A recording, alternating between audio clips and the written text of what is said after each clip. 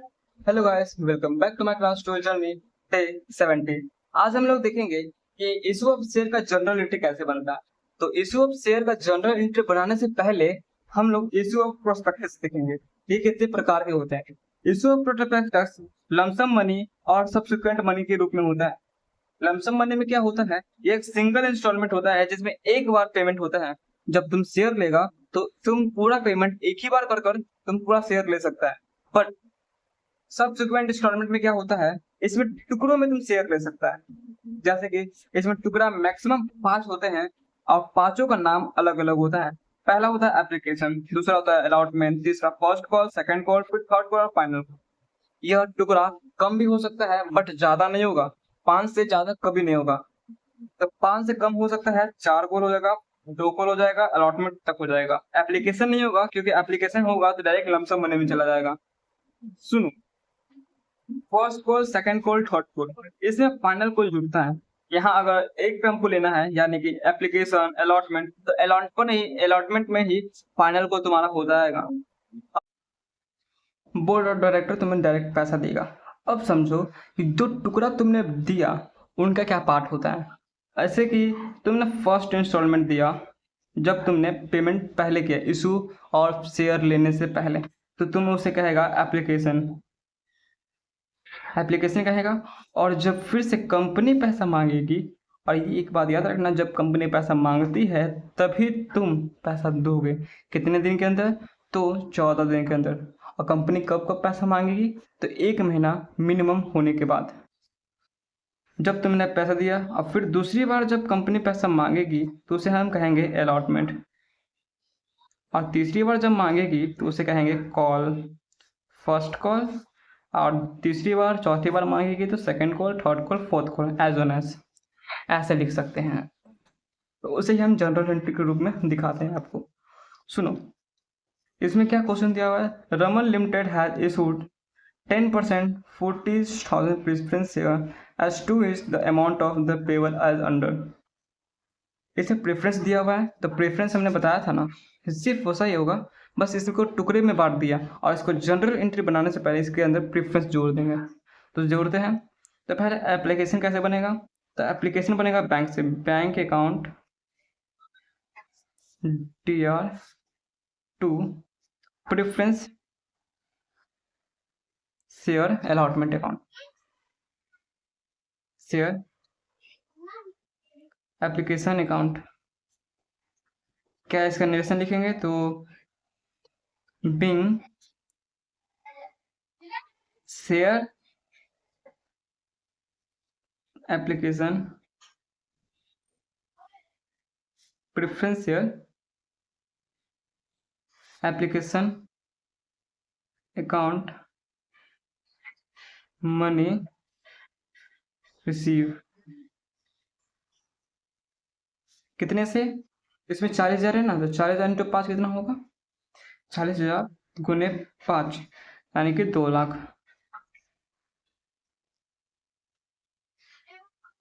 ठीक है, ये हो जाएगा फर्स्ट कॉल का। इसका दूसरा बनाना पड़ेगा। इसका दूसरा बनेगा preference share application account DR to preference share capital account. Okay, तो bank account DR to 10% preference share application account कितने से? तो 2 लाख से। ठीक है, इसका नोटेशन क्या होगा तो being share preference account application account transfer into share capital account. Okay, बस इसी के रूप में ये सिर्फ एक चेंजेस होगा, बाकी सब जो allotment first call, second call, third call होगा वो सब सेम होगा। कैसे होगा? तो मान लो हम अलॉटमेंट का बना रहे हैं, तो अलॉटमेंट का पहले ड्यू होगा फिर रिसीव होगा, याद रखना। ओके, पहले ड्यू फिर रिसीव। अलॉटमेंट जब हुआ तो हमने पहले क्या मारा, अलॉटमेंट के बाद हमने मारते हैं शेयर या फिर प्रेफरेंस शेयर, अलॉटमेंट अकाउंट दिया to preference 10% preference share capital account. इसका नरेशन क्या होगा, तो being preference share allotment money due. अब इसी का हम बनाएंगे रिसीव का एंट्री। रिसीव का कैसे बनेगा, तो bank account dear to preference share allotment account, कितने से, तो 11/4 = 44, 4,40,000।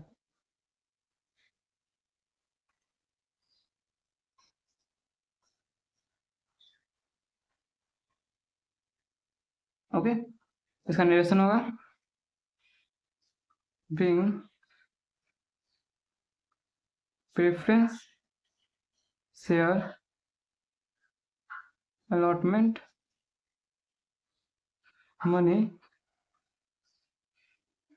रिसीव्ड। बस फर्स्ट कॉल और सेकंड कॉल को भी सिर्फ ऐसे ही बनाना है, फर्स्ट कॉल सेकंड कॉल को ऐसे ही बनाना है। कैसे, अलॉटमेंट की जगह फर्स्ट कॉल, अलॉटमेंट की जगह सेकंड कॉल, ऐसे ही लिखना है। इसके बाद हम लोग देखेंगे इशू ऑफ शेयर कैसे होता है, ठीक है, कि बहुत लंबा हो जाएगा वीडियो, इसलिए हमने पूरा क्वेश्चन नहीं बनाया। तो इशू ऑफ शेयर कैसे होगा, देखो इशू ऑफ शेयर को हमने 3 भागों में बांटा है। पहले at par, at nominal, at face. ये कब होगा, जब एमओए के रजिस्टर के वक्त, एमओए के रजिस्टर के वक्त जो अमाउंट कैपिटल लिखा गया था कि हम मैक्सिमम इतना ही कैपिटल पूरे जीवन में यूज करेंगे, उसे हम nominal value, par value, face value कहेंगे। और इसी से एट डिस्काउंट और एट प्रीमियम निकलता है। At par, at nominal, at value किसे कहेंगे, जिसमें एमओए के रजिस्टर के जब वक्त वो शेयर का प्राइस लिखा हुआ था, उसी के प्राइस पर हम लोग मार्केट में इशू किए हैं शेयर्स को, तो उसे हम at par value, at nominal value, at face value कहेंगे। लेकिन जितना हमारे एमओए के रजिस्टर के थ्रू शेयर्स का नंबर लिखा हुआ था, ईच ऑफ शेयर लिखा हुआ था, उससे हमने कम किया तो उसे हम डिस्काउंट कहेंगे, और उससे ज़्यादा किया तो प्रीमियम कहेंगे। जैसे मानो हमने 10,000 लिया, 10,000 शेयर लिया कंपनी में, हमने 10,000 शेयर लिया और 100 रुपये के कंपनी के ईच पर रखा, बट इसमें हम 100 रुपये पर रखा तो ये नो प्रॉफिट नो लॉस के रूप में आया। लेकिन इसमें 10,000 के शेयर 90 रुपये में बेचे तो एट डिस्काउंट के रूप में आएगा और ये लॉस ऑफ द कंपनी होगा। और एट प्रीमियम में 10,000 का शेयर 120 में बेचा तो प्रॉफिट ऑफ द कंपनी होगा। समझो, अब इसका नाम भी अलग अलग होते हैं। तो नो प्रॉफिट नो लॉस का क्या होता है नाम, तो अमाउंट रिसीव। कैपिटल लॉस होता है, यानी कि डिस्काउंट का क्या नाम होता है, तो discount on issue of share. Capital profit होता है तो सिक्योरिटी प्रीमियम ऑफ शेयर और शेयर प्रीमियम दोनों हो सकते हैं। जैसे कि समझो, अगर हमें इसे जनरल बनाना हो तो कैसे बनेगा, क्योंकि इन तीनों को सेम एज इट इज रूप में लिखाना है जो एमओए के ईच ऑफ शेयर में लिखा हुआ है। यानी कि 100 रुपये है तो 100 रुपये ही दिखेगा, चाहे 90 रुपये हो या फिर 120 रुपये हो। प्रॉफिट हो भी तो 100 रुपये और 90 भी हो तो 100 ही रुपये दिखेगा। तो इसको सेबी ने गाइडलाइन बनाया था कि इसे ऐसी at par value, at face value, at nominal value पर ही दिखाना है, चाहे डिस्काउंट हो या फिर प्रीमियम हो। और डिस्काउंट भी किस पे होता है, तो की ऑफ मेन, एम्प्लॉय पे और डायरेक्टर पे सिर्फ। देखो यहाँ पे एक जनरल एंट्री बना लो, जैसे कि 10,000 शेयर है, 100, 10 लाख, 10 लाख, 90 लाख, 9 लाख और ये 12 लाख कंपनी है। इसमें ट्रांसफर किया तो 100 लाख, इसमें कोई प्रॉब्लम नहीं है क्योंकि हम ट्रांसफर किया तो जैसे जैसे 10 लाख आ गया। बट इसमें और इसमें प्रॉब्लम है क्योंकि ये 9 लाख है और ये 12 लाख है। तो 9 लाख को 9 लाख ही लिखेंगे और ट्रांसफर हम 10 लाख ही लिखेंगे, लेकिन उसके बीच के डिफरेंस को हमें दिखाने के लिए माइनस हुआ उसे लिखना जरूरी होता है। तो क्या लिखेंगे, तो discount on share of issue, इसको हम लिखेंगे 1 लाख। और इसमें भी वैसा ही होगा, अकाउंट और फिर ट्रांसफर फिर सिक्योरिटी प्रीमियम। हमने लिखा अमाउंट 12 लाख जो हमें पैसा इससे लिया, और ट्रांसफर में 10 लाख ही लिखेंगे क्योंकि सेबी का गाइडलाइन है। अब प्रीमियम में हम लिखेंगे कि हमें कितना प्रॉफिट हुआ था, सिक्योरिटी प्रीमियम।